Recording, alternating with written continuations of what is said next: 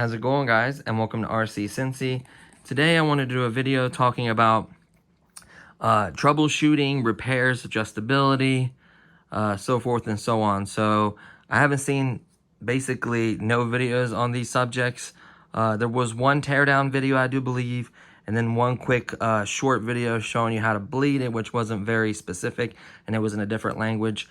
So there isn't much information out there, so I'm going to try to share as much information as I have with you guys. So right off the bat, the first issue I had with mine was this big arm would drop in this position. It would slowly drop. Right now, it's not moving, but before it would slowly drop. I panicked. I honestly thought it was a leak or a bad valve or something in there.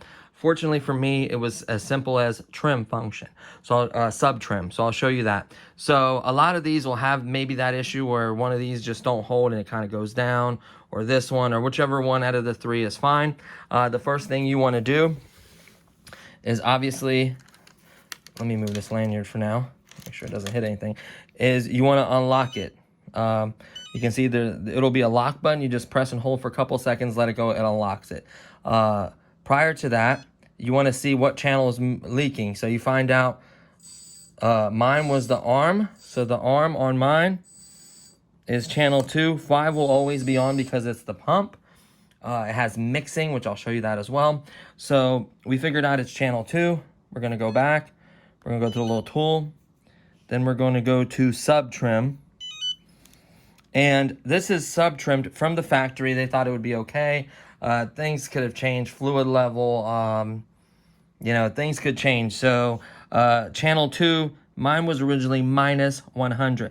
All these numbers are going to be different. This is not what yours is going to be. All of them are adjusted, and the way they put the servos in, they have to adjust them. So all of them are not going to be at the same little end point, at the same position. So they have to be sub-trimmed to where they're in the center position, the neutral position, where it's not moving. Once it opens one way or the other, it allows the arm to move. Very simple system.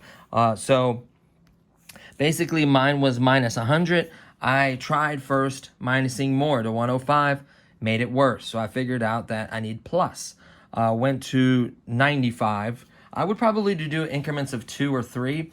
I did first 5, and it was not enough, but you can go smaller increments if you'd like. Then I went to 95, I went to 90, I noticed it got better. 85 got better, 80 was almost spot on, and then 75 seemed to not move at all. You want to do it in as little trim as possible. You don't want to completely change what they did, but you want just enough to where it solves the issue. Once it solves the issue, you stop. You don't want to keep going because it can create another problem when it's going up, that it's bleeding off, so or not going up fast enough. So it can change the dynamics of it. So you want just enough for it to stop moving. You want it to hold its position. See how you can move the machine? That's what you want. That's a little play in there. See here? See here? Like the piston isn't actually going in. There's a little play. Tolerances in here. I understand that. They're not perfect. There are tolerances there. You gotta, like, allows them to move so much. Same thing with this turning thing. But it's actually good because once you stop turning, it stops. It doesn't keep going. Like a lot of those are real bad for that, and this is actually good by the standard for these little machines. So I got mine dialed in. Yours will be a different number. Yours might have started out minus 80. Yours might be plus 20. From what I can tell, the only one that's plus is channel 1 is positive. The rest of these are negatives. So whatever it is, just find out what channel it is, do it in small increments, get it to where it stops, hold its position, you're done. Very easy sub trim. Next issue is the fluid levels. Those dipsticks can be deceiving. Make sure you screw them all the way down. Make sure when you unscrew it, you completely wipe it nice and clean. Then you screw it all the way down, and then unscrew very slowly and pull up and look at it. You want it, you don't want it past that max line. The problem is if you go past the max line, when you have all this fluid being sucked in, all this fluid's getting pushed in, and it has nowhere to go in the tank, it's going to create a leak. So you can actually create a leak. You can actually cause unnecessary pressure on the pump and the seals. So you don't want that. So you want to be just, honestly, I would be at the full mark. I'm like right at the full mark, maybe a tiny bit above it. There still is technically a little room in the tank because I notice when I'm on a steep angle. The pickup is on the back side of the tank. There's a line that goes to the distribution block, like the return and a feed or whatever. And then obviously the pump powers in. It connects all into here, but it connects at the bottom of the pump on this side. So if you're on a steep hill forward all the way in a really sharp angle, you'll notice that your pump will start to cavitate, starve itself for hydraulic fluid. That will happen. If you can somehow manage to perfectly fill this, which is like almost impossible, getting the right amount to where it's not going to create too much pressure or issues for you, that is very hard to do. That's why a lot of pumps, that's why a lot of systems, the more expensive ones, will have like a breather, will have lots of things, a big giant tank. I mean, they get pretty advanced. They have, oil filters to filter it. They have cooling. So this is entry level, but it still, I think, does a good job. Honestly, I've had 0 leaks, so I can't complain. And I looked at the build quality. That was good. Like, this is a really, really solid system. It's not the best or the most powerful, but it's the best entry level in my opinion. So make sure the cap's tight. Remember, when you remove this back lid, you have to remove the cap. Do not tilt it and spill it out. Then as soon as you remove the back lid, put the cap back on so you don't make a mess. Work on it, check it out. I removed my back lid or back cover immediately when I purchased it because I thought that was part of the problem. This moving down was a leak, and it was not. It was just simply the sub trim. I didn't know that at the time. There's 7 screws on this side, 2 for the cab, and then this just slides out. That's how I got the guy in there. I wanted that as well for detail. And then check everywhere. Look on the bottom of the pan down in here. Look on the sides. Look everywhere. Make sure there is no leaks. It's not a bad idea to do that. A lot of folks, top it off, but you got to make sure you check for leaks. They typically, the company I bought it for fills it up for you, gives you the bottle empty, so the machine is full. I'm perfectly fine with that. I purchased some hydraulic fluid, which I'll talk about here in a second. So that's important. Number 2 is the mixing is preset from the factory. So the mixing is here. Now, let me tell you something about mixing that you guys might not know. Mixing does not give you 100% power. You see a lot of the more expensive models will have a pump on a switch. You can do that, but there's a trick to it with this one that I haven't been able to avoid, which I'll show you here in a second. So this one has mixing. So what happens is, let's go to mix. So as you can see here, each channel, there's mixing 1, 2, and 3. You have 3 things. Mixing 1, you have channel 1, then you have the pump as the slave, and your offset is 0. But if you notice, negative is 80 and positive is 80. So that is the most power it'll run. It's not running at 100. You don't want to run at 100. It defeats the purpose of mixing, because mixing is supposed to be to have decent pressure, not run it at full power, which can burn a pump out, and then not running your battery consistently at that. So 80 is, it isn't that high flow. You're obviously, if you can set a pump of I don't know if you can go in here. I've never changed these values in our experiment. Not experiment, but I will try it for you guys. If you can increase the power to maybe like 85 mixing, or 90, maybe not quite 100, but give it a little more oomph. I don't know if that's possible. To me, that just seems like the pump, itself turning. I don't know. I think that's the flow, that's the speed of the pump. So you have to do minus, and so you would just increase obviously both numbers equally.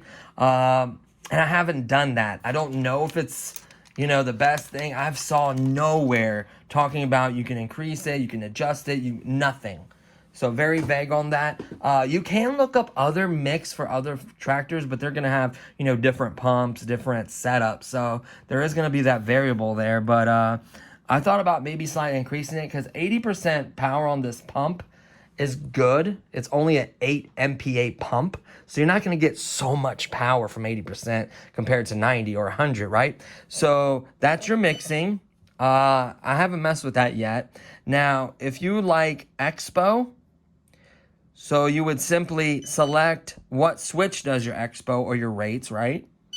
And then you would go in here and then you would set it. You want 5, 10, 20, 30 expo, whatever. You want to soften the stick so when you touch it, honestly, it's not that bad, because it really has a smooth fit. So if you barely hit it, and then you can increase it. So I don't think it's bad. It's not as surgy as you think it would be. A lot of the mixings on other models are real surgy. This one I think is on the good side from watching videos and what I can tell. So I'm fine with that. And then when it comes to setting a switch, let me show you how. Now here's the problem I have with setting my switch. We go to auxiliary channel and there's none. So you're gonna need to go to channel 5. So here's the issue. You set a switch. You can't switch off and on. You need one of these switches that has 3 positions. What I'm upset about this radio is I haven't figured out yet is how to switch where the position, like there's 3 positions, but how do you select what position does what? In my case, I don't like it. So let me explain. So when I set this, I will do it. It's not good for it, but I will do it. So let's set up as a switch. Ready? Oh. Make sure it's B. There we go. So when you set this, your pump up on a switch, the middle is neutral, which will still have your mixing. All the way up will be 100% negative. All the way down will be 100% positive. It does not work at all in 100% negative. You need to be down to have the pump at 100% speed, full power. Ready?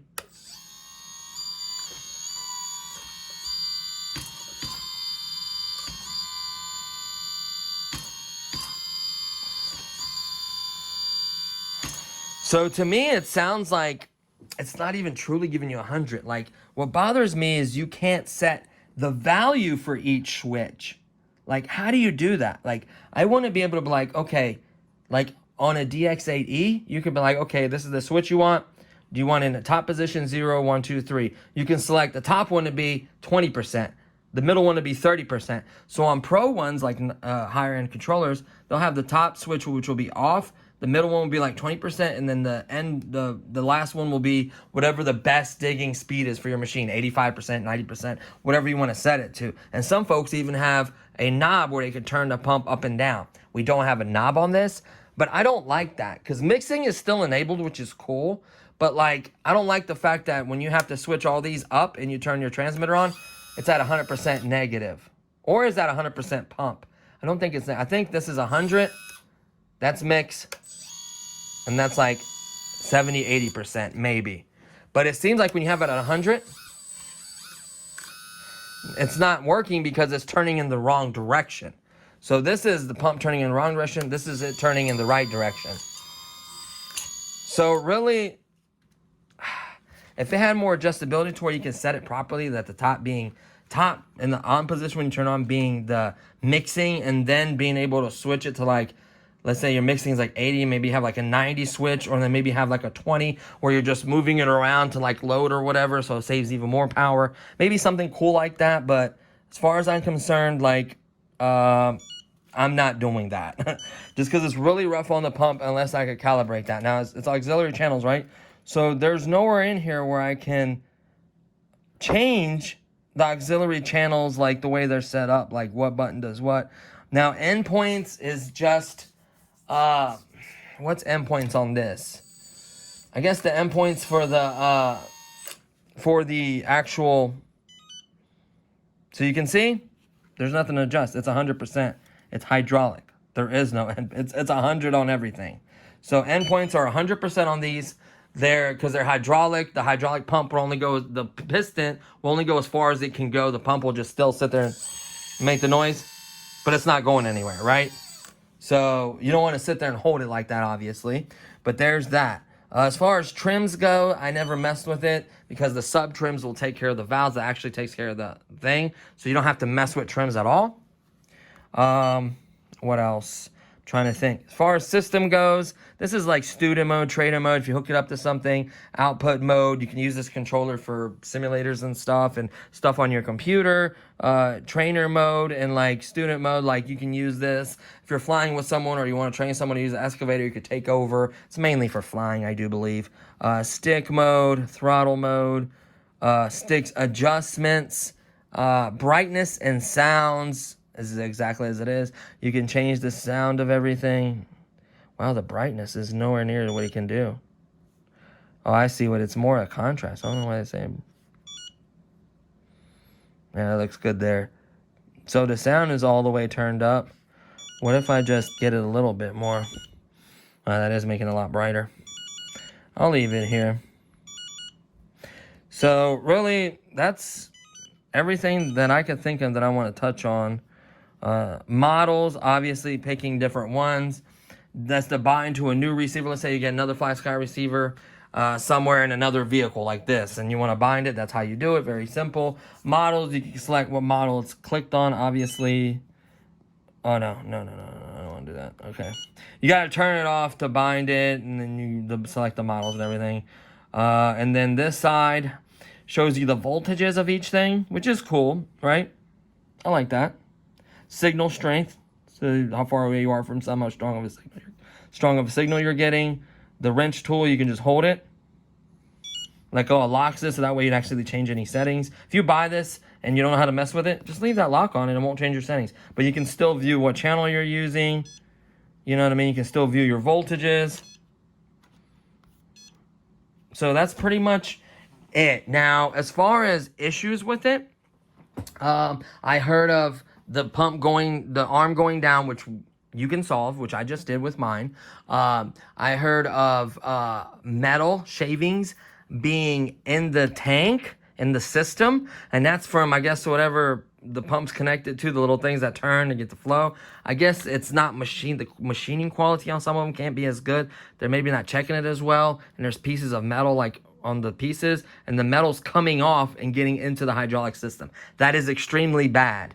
If you're nervous about that, and you have a little bit of know-how, there is a plug under there.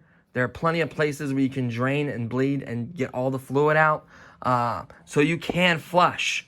It's a good idea after so many hours of use. You want to flush the system anyways. A lot of these will have like the hydraulic filters. You can add one. I think it's just another restrictive point. Anytime you add an elbow or a turn or a filter or a radiator, it adds a little bit of restriction. That's something to think about. As far as hydraulic fluid goes, this is what you want to use right here. This is all-purpose Lucas. This is why, really quickly, this stuff reduces heat, reduces wear, reducing seal leaks, reducing chatter, increasing lubricancy, increasing hydraulic pressure, increasing seal life, and increasing hydraulic fluid life. So this is amazing stuff. Look at all the things that it recommends. Like, it is insane. So this will easily go with your Caterpillar or whatever. It's equivalent to like a 45 or I don't know, like a Universal 32 or 45 or something. It'll work just fine in here. I know a lot of folks will use transmission fluid. Guess what? It can be substituted for transmission fluid. So that's something to think about there. It's not a bad idea. If you're really worried about having metal in your system, just flush it. Once you pull, there's a big drain plug under there. Remove that. The fluid should come out. Remove the cap. You know, you don't want to run it dry too long, but get the fluid out of there. You could even like put some in and then have it coming out with the pump. So it's like basically flushing the system if you have some to spare. I mean, that's a gallon. I've already filled up the little fill bottle. This bottle was empty when it came with it because it was in the machine already. So I filled this up just to have it to top off or whatever. You can literally like put fluid in here and then pull the plug on this side and it's literally pumping and it's just taking the fluid and kind of flushing itself out. You can sacrifice a little fluid that way. When I do mine, I'll do a detailed instruction video afterwards after I experience it to give you more tips and tricks on it. And then once you do that, you do have to remove this cap, kind of keep a paper towel on there and keep sucking in the cylinders back and forth, making sure there's no air in the line. That's very important. And then that's the inactivity thing. I don't know how to set that. I thought about getting rid of that, honestly. That's nice if you forget to leave the radio on or something, right? Just like a DSAE or Spectrum controllers or Futaba. And then you just keep a little paper towel on here, allowing air to escape, but not letting the fluid come out all over the place. Just filling these constantly, work it, do it again. Once you get it close to full, put the cap back on, run it again, check it again. It's just a multi-step process of refilling this. Another issue that I had with mine, and this is This is not the company I bought it from problem. I don't think they caused this problem. I think whoever assembled this, so the company I bought it from was nice enough to check it for leaks. And no, it has 0 leaks. So they did their quality control. They sent me an email saying, I ordered mine on the 26th, I do believe, or 29th. Can't remember, one of those 2 days. And basically, they told me it takes a few days because I have to check for leaks, make sure they get me a good one, which I can appreciate. They sent it out on December 2nd, and I received it 4 days later on the 6th. So incredible service, great price, $1,276. That's the cheapest I've ever seen it at. And right now they're $1,399 with the 8% coupon. You should be right around $1,200 or just a little over. And my price was with the $50 shipping protection. You don't need that if you don't want it, if you feel comfortable. DHL is who they ship it from. They are incredible, fast, really good services. I absolutely love DHL. So mine, really quickly, let me make sure this cylinder is out far enough so I can demonstrate. Okay, so mine, from the factory when it was assembled, for some reason they decided to put this clamp on this side. Like, let me do it so it's, there we go, enough space to turn it. So they decided it would be okay to, or is it a little more this way? I don't know what position they had it in, but there was a space so you could turn this. So they decided it was a good idea to put this right here on this side. So these wires were crossed. I don't know if that caused this pinch right here, right there, and right there. Or, honestly, I moved it back to the correct side like this. This is how it should be on every other model. Let me extend it all the way. Or, in my opinion, they left too much hose and it creates that little crease right there. Is it leaking? No. Is it moving any slower than the first time I had it? No. Could it leak in the future? Possibly. Same thing on this side. It created a crease. Is it a deal breaker? No. And I'll tell you why. And I'll show you why here in a second. So once you move it back down, I took pliers and I squeezed it this way and it kind of straightens out. But once you start stretching it all the way, it does the same little crease. I don't know how much is obstructing the flow because that's full speed. And to me, that seems pretty fast. Now let's do another. Let's do the bucket roll full speed. That looks like the same speed to me. So that's why it's not a deal breaker. Is it ugly? Yes. Is it bothering me? Absolutely. I'm super anal. So another thing is the specifications on the model is terrible. There's no one saying, hey, these are this long. I thought about getting a replacement one to have a couple. No one's saying, hey, the extensions, what they really measure is the cylinder part, like how far it can extend. I think these are like 95s, I think. I found some 90s that were black and detailed. I didn't want the silver ugly looking ones. I wanted the detailed ones. And guess what?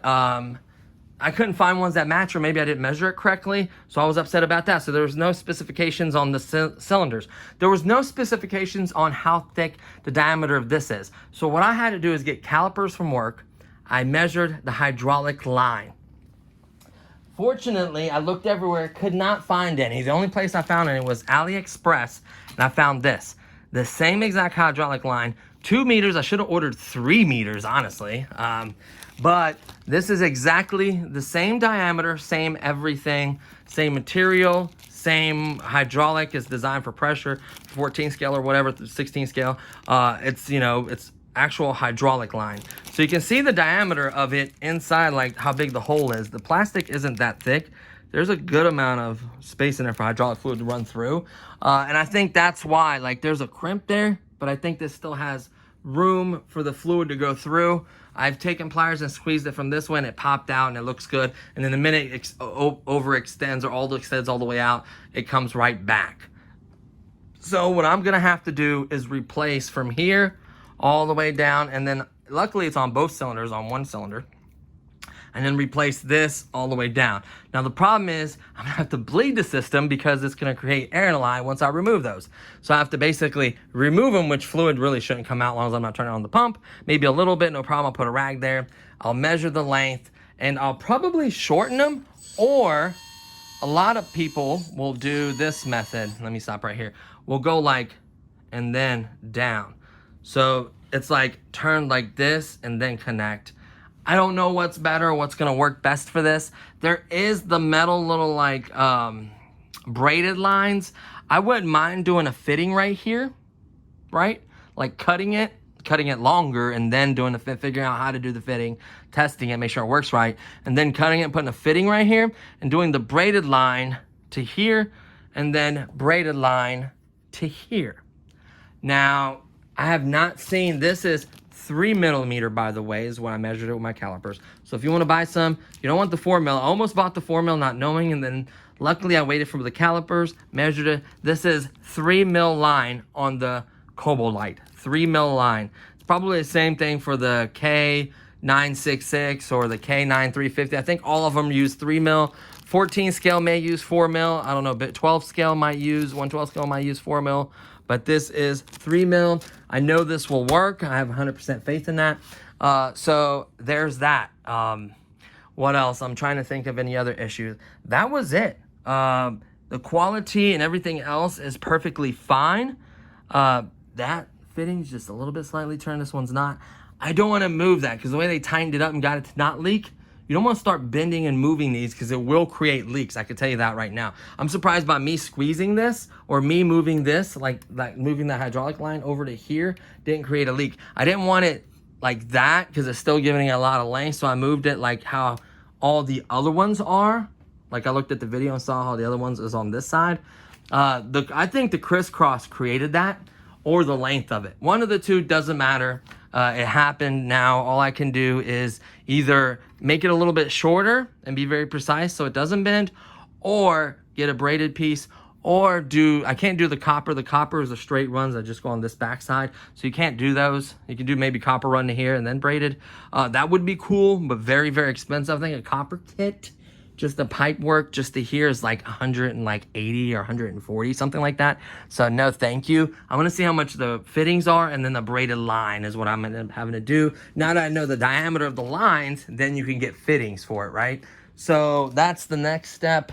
It's not leaking. I'm not having issues. Obviously, I can just replace this if it does, so I can still have an excavator. But that's every issue I've had with it. I will let you guys know when I bleed the system out and replenish it, because I want that stuff in there. Reading that list on the backside of it was incredible what it had. So there's that. And that's pretty much it. Everything else has been solid. The details are incredible. If you look at a CAT online, let me turn this off. If you look at a CAT online, you will see that the back end is spot on. The cab, the tracks, the bucket. I mean, everything is exactly new generation CAT. Obviously, it just says CAT here instead. It has a CAT logo here, CAT logo here, CAT logo there, and then one more on that side. That's the only difference, which I don't care. These are actually high quality, really nice looking stickers. And you can see one right there, and then on the back side, honestly, I'm not gonna lie to you guys. I ordered this really quickly. I ordered this to change it. So I ordered this, which is the official CAT, well, not official, but this is a perfect replica CAT stickers, all of them, the 336 is everything I need.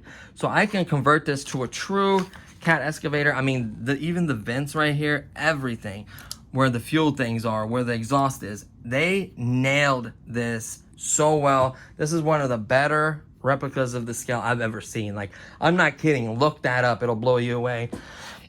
They just went, even underneath here, there's detail, you know, the little bolt screws, whatever, holding this on, just under there, the little bolts, and I mean, they went pretty far out on this one. I was impressed.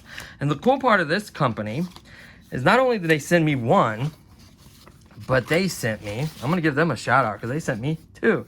I didn't write how it was, RC Cincy or anything, so it's not like they knew, oh, okay, this is a YouTuber, he's going to say they sent me extra. Nope, they sent me two. I don't know if it was a mistake or on purpose, but that's really cool. Love the American flag. I'm definitely putting that on there no matter what. But you can see the little slow-moving stickers, the no steps. So it has everything you need to convert this to CAT. The manufacturer is ARC Tech. Make cool things. They produce high quality decals for all your construction equipment, 110 scale accessories, 124th, 125th, HO, workshop tool accessories. So there's the manufacturer. They do it for everything. For 1/14th scale, and they do the Brunner. So that's why they had that sticker set. So yeah, you don't have to see them. They're very high quality stickers. That's the company. If you guys want to reach out to them on YouTube, well, not on YouTube, but if you guys want to reach out to them on Facebook or whatever, or eBay is where I reached out to them. That's the manufacturer that makes them. They could print off. They could probably do some custom stuff too. They print off all these, so they can. You tell them what model, whatever you want, and I'm sure they can make it happen. Like if you have like a, you know, supposed to be a Cobel or whatever brand you get, and it's supposed to be that, I'm sure they can get a sticker set to go with it.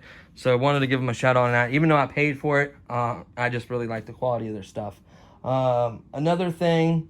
So I got that. I got all the construction stuff, the guys, the little chains, the links. Another thing is I'm going to drill a hole right here so I can hook up a little clevis thing so you can connect like a construction one, like a nice little loop so you can connect chains and stuff so I can move stuff. I thought about drilling a hole here and having one there as well. Let me hit the button so it's not in activity. You know, that's really it. Got the guy in there. Got another guy in the dump truck. Love how they tinted this glass. I can't get over that. I think that's a nice touch. The mirrors look good. Everything else looks good. I just can never get these in the right position or where they're supposed to be. Not 100% sure. But besides that, that's it. So I will let you know the fluid I'll put in a little clear bottle. And we will look at that fluid. I'll put a magnet, see if there's any, like you can put a magnet on the side of a bottle and all the metal will come to it. So we can see if there's any metal. I hope not. I think this is a version 3, considering that I bought it in late 2021. And this is about slightly over a year old. So I'm hoping this is version 3 that I purchased. I don't know if they have version 1s and 2s still available and they're just selling them as version 3s. I'm not 100% sure on a version 3. I don't know what makes it a version 3, to be honest with you. I'm curious if I could remove this backlit and on the board it tells you what version it is. Maybe on the SKU number or whatever, I'll look and I'll comment below if I could figure it out. And that's it. I wanted to literally cover everything I could think of on this video. The tracks are incredible. It's very scale. They squeak and sound like it.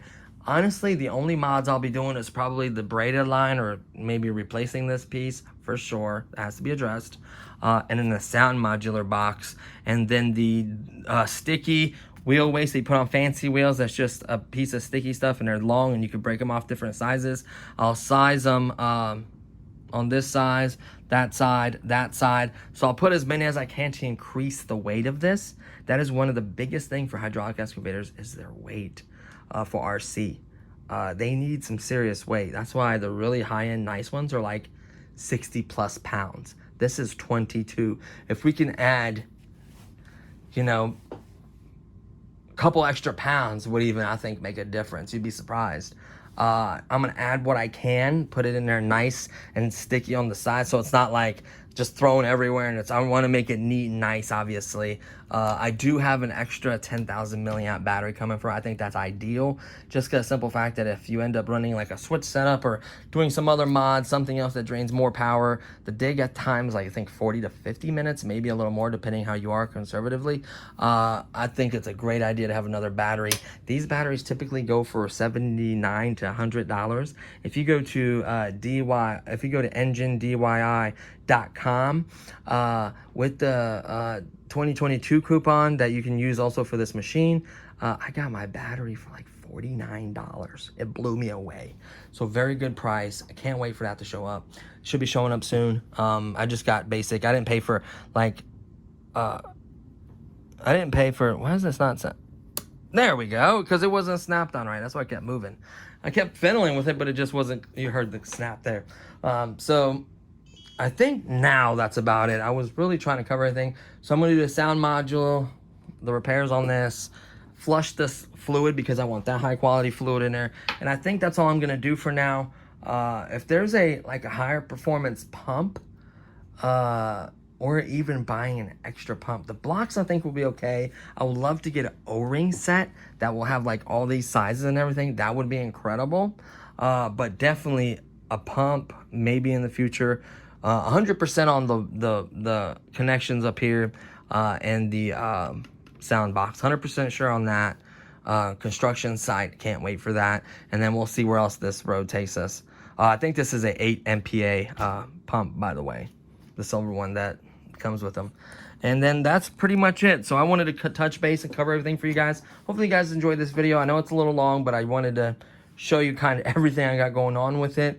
Wanted to be as thorough as possible. Hopefully That guide on this setup will help you out. This is 10 channels, by the way. There is 2 buttons on the back if you can utilize those. It does have the connectivity like crazy for the computer simulators, and you can load models, save models. I can't remember all it can do. It does have plenty of memory for lots of models, so that's really cool. Yeah, I think that's going to do it for this one. So thank you guys for watching. Thank you for all your support, likes, comments, everything. I appreciate it. And then I'll see you guys in the next one. Peace.